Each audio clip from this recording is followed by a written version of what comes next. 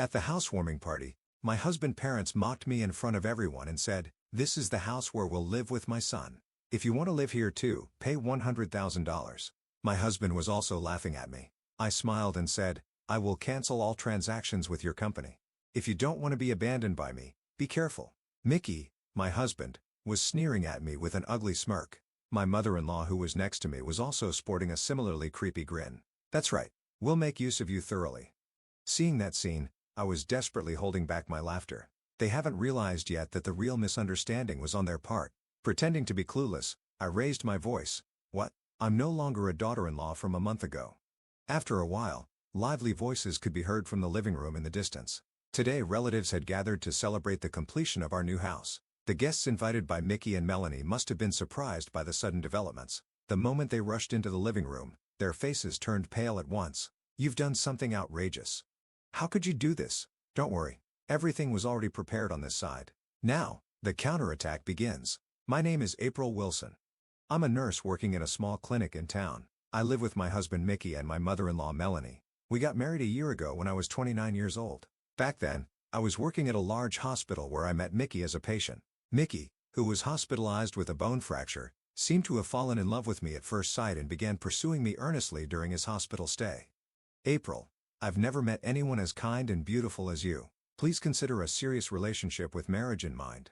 After being discharged, Mickey continued to fervently express his feelings. Eventually, his confident proposal from a man working at a major company moved my heart. To be honest, I too strongly desired to get married.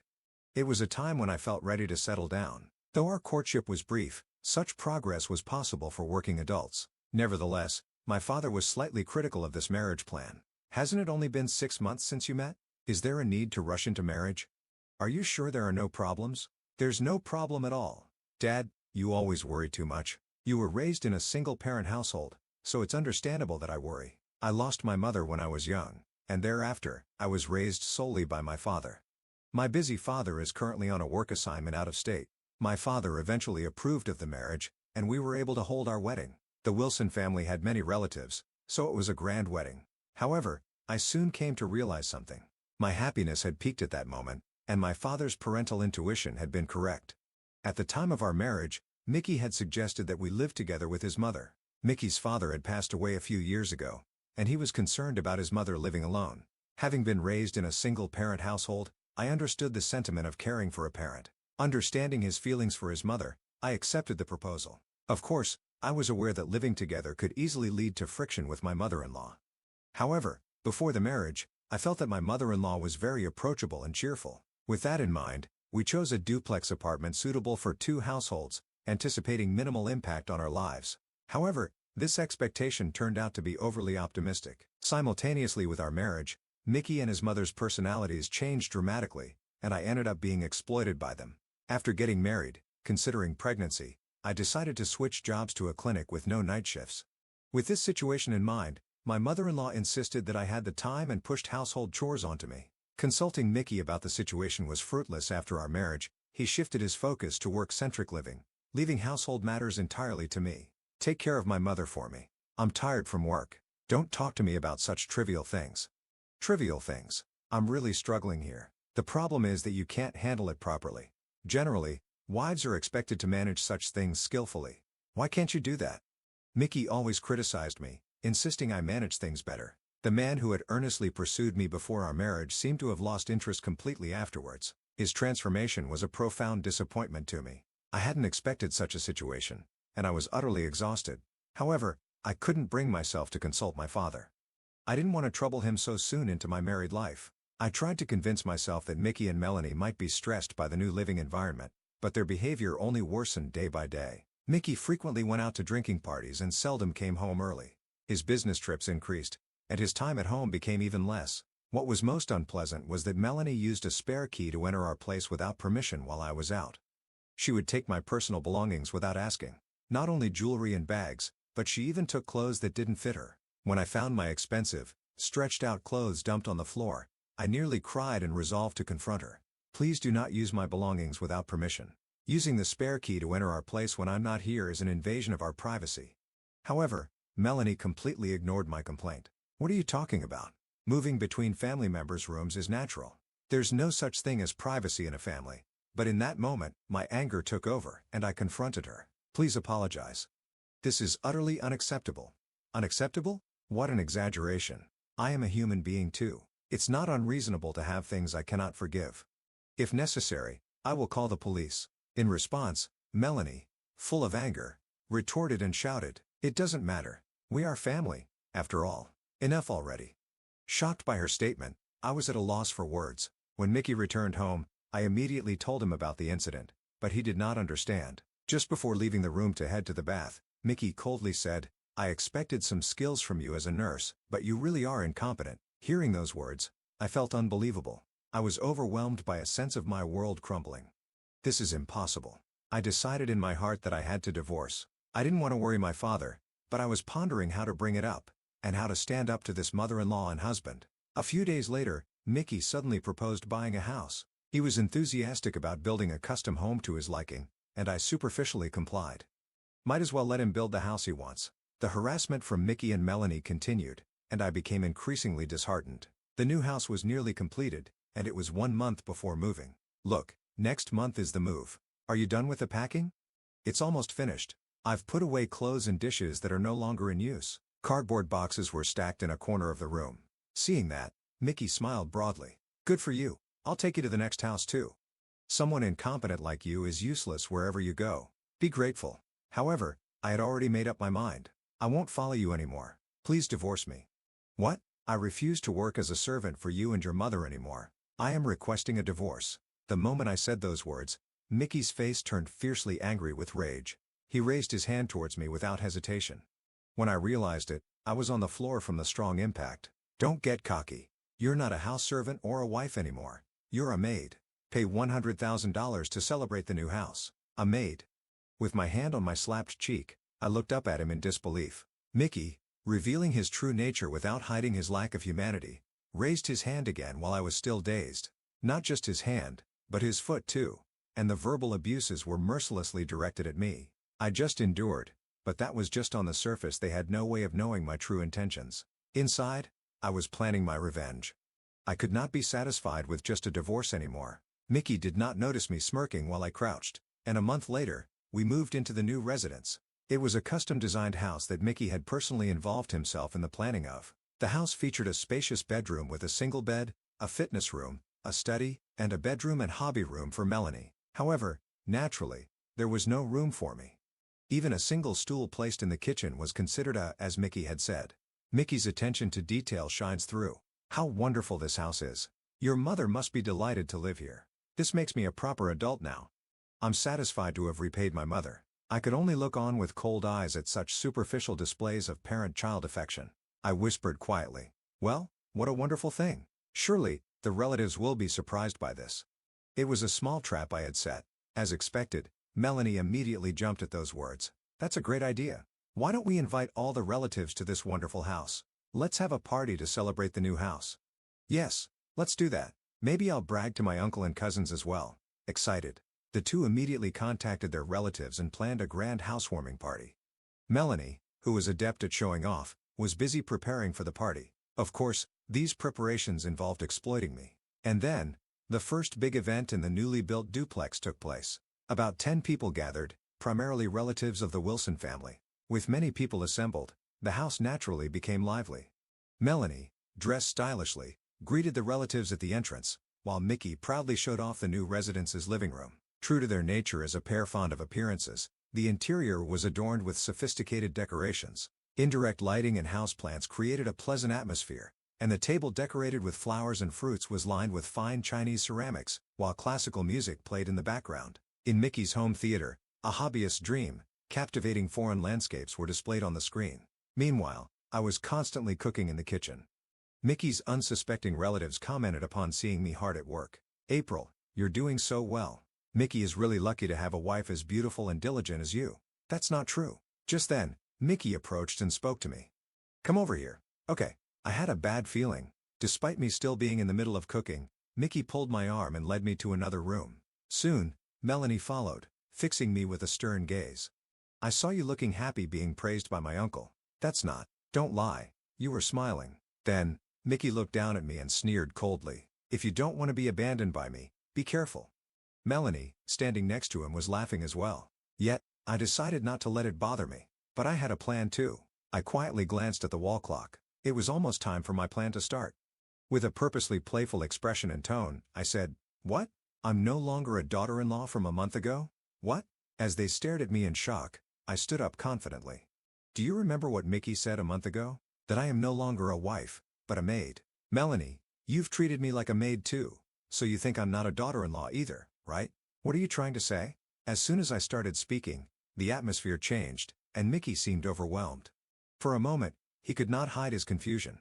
Meanwhile, Melanie was snorting right next to him. "Yes, exactly. Since you are useless as a daughter-in-law, we treat you like a maid." When Melanie declared that, I was already listening to the murmur in the living room. It was starting. I secretly smiled. "That's right. I am no longer a daughter-in-law, nor am I a maid. I am leaving this house." The moment I uttered those words, the murmur from the living room grew louder. Mickey and Melanie noticed the noise and began to panic. "What's that sound? Is that my voice?" When the two hurried into the living room, the relatives were engrossed in a video being played on the screen. It was a video that was painful for me to watch. The screen displayed a moment where Mickey was verbally abusing me and raising his hand to strike. "What is this?" Mickey exclaimed in the living room, his face turning pale. The relatives' stern gazes were fixed on him. Overwhelmed by their stares, Nicky trembled. In fact, I had secretly recorded the incident from a month ago. The moment he declared me merely being a maid, I had been gathering evidence of my husband's abuse and my mother-in-law's bullying for some time. Of course, these were necessary for the divorce proceedings. But my anger did not stop there. I had held on to them as material for revenge, specifically for today, it being a special day. During the housewarming party, I had set the video to play automatically. It was unfortunate to inconvenience the relatives, but it was a necessary step. "Mickey, what does this mean? How terrible. I couldn't endure such a thing." This is faced with the relatives' cold stares. Mickey was unusually unsettled. Seizing the moment, I slammed the papers I had been hiding onto the table. "There's no escape now, so please sign here. We are getting a divorce." The divorce papers I had prepared. Today I step away from being merely a maid. Divorce? This is no joke. Just a typical marital dispute. Typical? It's normal to abuse and hit your wife? That's not a marriage. I'm sick of you. At my statement, the relatives uniformly nodded. Indeed, it seemed they were supporting me. After seeing such a video, it was clear who was at fault. While Mickey was still hesitating to sign, I presented the final option. "Furthermore, it's clear you've been having an affair. I have gathered solid evidence of this too." "What?" "I've always felt something was off with the way your earnings weren't increasing. I hired a detective agency to gather concrete evidence. It seems your affair is with the daughter of a client CEO. This revelation will undoubtedly affect your career." I spread out the photos and documents of the evidence on the table for the relatives to see. The photos showed the two of them entering a hotel. "Don't look. Please don't look." Mickey frantically tried to cover them up, throwing himself forward. I had a hard time suppressing my laughter at his ridiculous behavior. "I will be seeking a fair share of assets from both you and your partner. Since she is also married, there might be claims from her side as well." "It's not. That's not right." What exactly he thought was wrong wasn't clear. As usual, Melanie supported Mickey's excuses. "What are you talking about? An affair is nothing. It could even be said to be a mark of a man. I've told you repeatedly that you're not fit to be a wife because you can't forgive even this much." It seemed like Melanie still did not realize. She didn't see how her comments were causing discomfort among the relatives. I looked at her with a cold gaze. While assessing my next move, "Melanie, do you remember the terrible things you've done to me?" As I said this, I started fiddling with my smartphone. In fact, I had set it up to control the videos from this phone. I selected a specific video and projected it onto the large screen. "You imposed housework like laundry and cooking on me, entered my room without permission when I was away, used my belongings. Oh, and there was also the time you tried to wear clothes that didn't fit you, stretching them to the point they couldn't be used anymore." The screen displayed Melanie's rude behavior. Scenes of her throwing laundry and nitpicking over the cooking were shown. When the video showed Melanie sneaking into the bedroom, gasps of surprise erupted from the female relatives. These harassments were perfectly captured by the surveillance cameras. "What is this? Filming our house without permission? This is a violation of privacy." Melanie screamed angrily. It was too convenient for her to claim a violation now when she had denied my privacy rights before. Filming and revealing what happens inside a home is clearly a privacy violation, but at this point, I no longer cared about any accusations. After all, it was Melanie who had barged into my room uninvited and behaved as she pleased. It was clear who was acting inappropriately. The screen prominently displayed Melanie rummaging through clothes and accessories. She looked like a thief. "Stop it. Don't look." Melanie's face finally turned pale. Behind her, the female relatives commented, "Even Melanie. That's just awful. Unbelievable. If someone did that to me, I'd call the police immediately." They intensified their criticisms. Melanie grew increasingly flustered, but I pointed at her firmly and spoke loudly. "What I cannot forgive the most is that you broke a keepsake from my deceased mother. It was something precious, and you tried to laugh it off. You haven't paid a cent for the repairs. Do you understand how much you and your son have hurt me over this past year?" Lacking any human empathy. With that, the relatives finally took my side. They stood behind me, glaring at Melanie and Mickey with stern faces. "Melanie, Mickey, apologize to April. That's right. Don't you feel sorry for April?" While Mickey and Melanie were still reluctant, the pressure from the relatives finally made them apologize to me. "I'm sorry. I'm sorry." Though the apology was insincere, I pretended to accept it in front of the relatives. Prompted by his uncle, Mickey decided to fill out the divorce papers. After he signed it, I felt relieved and thanked the uncle. "Don't worry. If there is anything I can help with in the future, please don't hesitate to ask. You've had a tough time. If you need anything moving forward, I'll be here to support you, so just get in touch." "Thank you." To be honest, I was a bit worried because they were his relatives.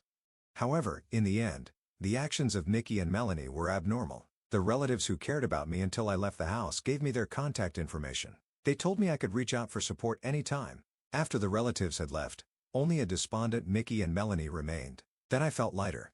The first to speak in the quiet aftermath was Mickey, as expected. "You've done something outrageous. How could you do this?" Melanie also turned her surprise into anger towards me, but it no longer affected me. "This is what you call reaping what you sow. I'm going to submit the divorce papers now. I'll also take my belongings shortly." "I won't allow that. Give me the divorce papers." Mickey tried to snatch the completed divorce papers from me. However, just then, someone who had come in place of the relative stepped out from behind me and stopped him. "If you lay a hand on my daughter again, I'll do the same to you." He quickly twisted Mickey's arm behind his back. "Ouch! Ouch! Ouch, Dad." At just the right moment, my father appeared, and I quickly moved to his side to ensure my safety.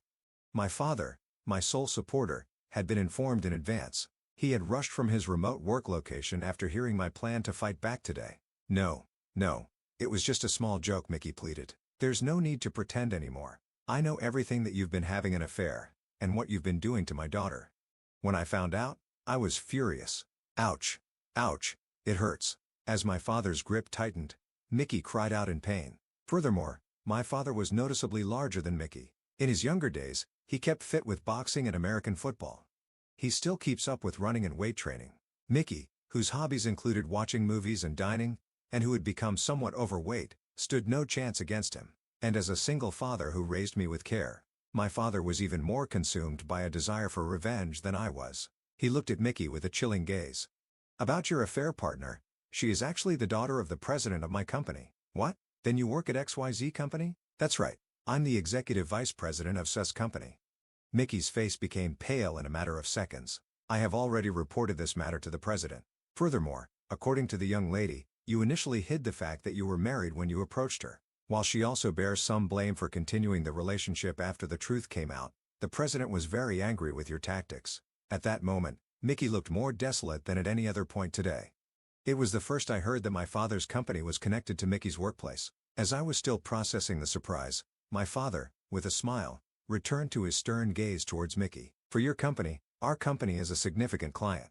Honestly, there are plenty of other options available to us even without your products. But about that, when terminating our dealings, I will make sure to inform your president that due to issues on both sides, continuing business would be difficult. All transactions will be halted." Hearing these words, Mickey screamed and slumped down in despair. With this, Mickey will lose not only his prospects for advancement, but also his place in the company. His actions had caused trouble for the company. Mickey was completely drained of energy and stood dumbfounded. Beside him, Melanie screamed at my father, who was moving out my luggage, calling him a demon, a devil. Hearing this, I wondered if she was actually talking about herself, but the joy of leaving this house was greater. Excited to be moving my things, I transported all my belongings. Then, I got into the truck that my father had driven, and we set off. As the door closed and the car started moving, I saw them chasing after us in the rearview mirror. "Thief! Leave the maid and your belongings behind. Do you really think my company will believe you? Losing the contract with XYZ Company won't affect us at all." Hearing that, I was dumbfounded. Surrounded by such people, it's amazing you managed to live there at all. I think so too. Their disgraceful behavior was painful to watch until the very end, and it surely must have been witnessed by the neighbors as well. Residents peered out their windows, listening to their voices. I felt sympathy for anyone who had to continue living near them. After we turned the corner and they were out of sight, I expressed my gratitude to my father. "Thank you so much for everything today, Dad." "Not at all. I'd do anything for my precious daughter," he said with a smile, my hero, unchanged from my childhood. Later, the divorce papers were successfully processed. Given the abundance of evidence, it was only natural that Mickey was found to be at fault. We also settled the division of assets. Although the house went to Mickey, he seems to be struggling with the mortgage for the new home. Originally, he had relied on my income as a nurse and had chosen only high-end materials for the construction.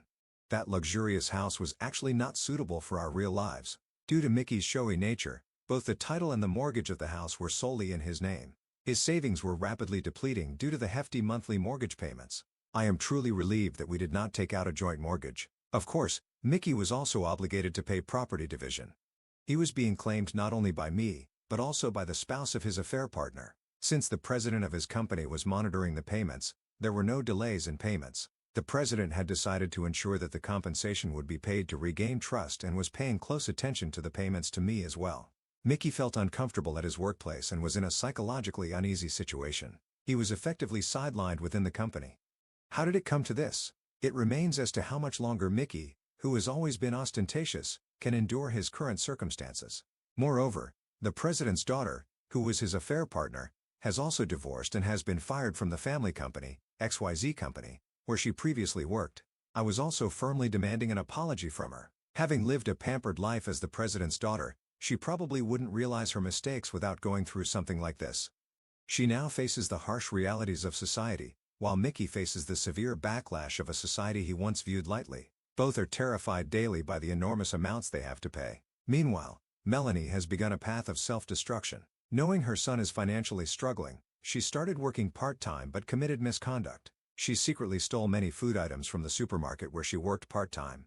When the inventory numbers did not match, the manager who suspected something checked the surveillance cameras and caught Melanie secretly taking items. When questioned, she did not show remorse, reportedly arguing, "There's so much here, a little bit will be fine. It's because you're so stingy that this store isn't doing well." Moreover, she was shocked to learn that she had been reselling some of the stolen goods online. Such actions eventually led to her arrest by the police, and she became a notorious figure in the community. Even after being released, she seems to live in that house. But it's a far cry from the fine home it once was, now completely run down. The house, built to keep up appearances, soon fell into disrepair due to a lack of regular maintenance.